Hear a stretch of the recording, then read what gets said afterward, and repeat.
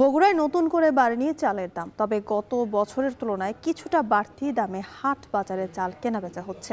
বগুড়ায় কাটারি জাতের সরু চাল ৭২, মাঝারি BR ২৮ জাতের চাল ৫৬ এবং মোটা হাইব্রিড বিক্রি হচ্ছে ৫০ টাকা কেজি দরে। চালের বাজারের দরদাম জানাতে বগুড়ার গোদারপাড়া চালের বাজার থেকে যুক্ত হচ্ছেন মাজেদুর রহমান। মাজেদ, বাজারে চালের সরবরাহ কেমন দেখছেন?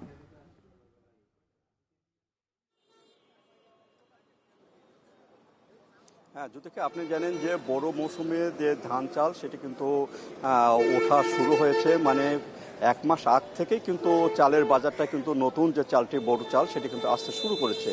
ফলে প্রথম দিকে যে চালের দাম সেটি কিন্তু একটু কম ছিল, এরপরে মাঝখানে চালের দামটা অনেক বেশি হয়েছিল, আবার একটু স্থিতিশীল অবস্থা রয়েছে এবং সরবরাহ বেশ হয়েছে। মাঝখানে যে বর্ষার সময় ছিল, এই সময় ধান চাল শুকানো একটু কষ্টকর ছিল, এই কারণে কিন্তু চালের বাজারটা বেশি উঠেছিল। তা বাদে ধান চাল যে সংগ্রহের অভিযান, সে অভিযান পুরো মতন শুরু হয়, ধানের দামটা বাড়ার কারণেই কিন্তু চালের দামটা একটু বাড়ছিল। কিন্তু বর্তমানে যে চালের দাম সেটি কিন্তু একটি স্বাভাবিক রয়েছে। আজকে যদি এই গোদারপাড়া হাটে পাইকারি এবং খুচরা বাজারে চালের দাম কথা বলি, সেটি হলো সরু জাতের যে চালটি, কাটারি যে চালটি, সেটি কিন্তু বিক্রি হচ্ছে ৬৮ থেকে ৭২ টাকা পর্যন্ত। এটি কিন্তু প্রকারভেদ এবং জাতের যে তারতম্য, সে কারণে কিন্তু দামের কিছুটা হেরফের হয়ে থাকে।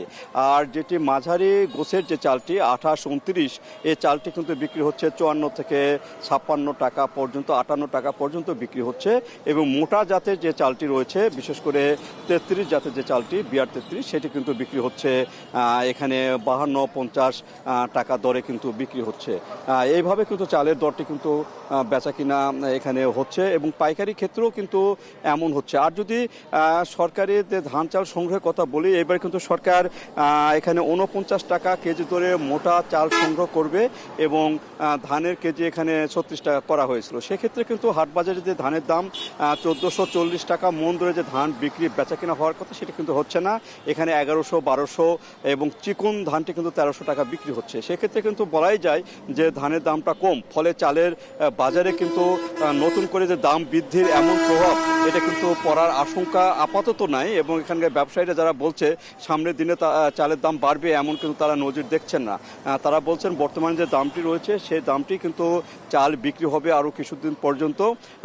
আর এখানে চালের যে মজুদের কথা বলছেন, এখানে এবারে কিন্তু পর্যাপ্ত পরিমাণে মজুদ রয়েছে এখানে প্রত্যেকটি মিলারদের ঘরে, এবং এখানে কৃষকের ঘরে কিন্তু ধান এখনও রয়েছে, তারা বিক্রি করছেন।